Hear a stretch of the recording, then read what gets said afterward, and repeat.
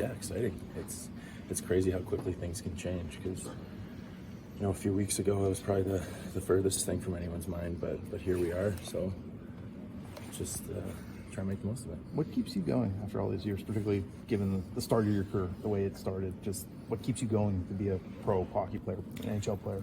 Yeah, I just love it. I still love it. I had that conversation with my wife not long ago. I was like, we have a day off. I'm still excited to go to the rink the next day.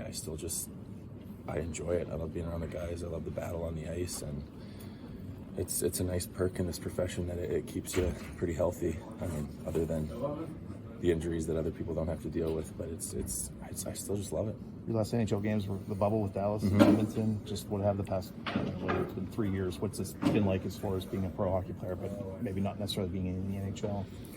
Yeah, there's certainly been days, especially through that COVID year, where it may have felt a little bit more like a job than it normally does, but that's how I've always been able to get through those days.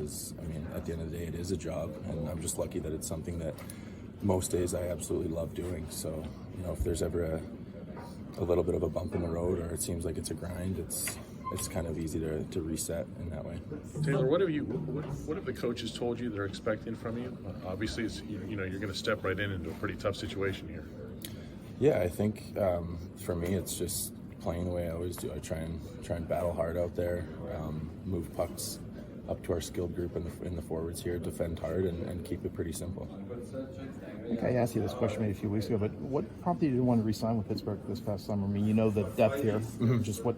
Maybe there are opportunities elsewhere, but just what did you like about this situation? Yeah, for me and my family, it was a great situation.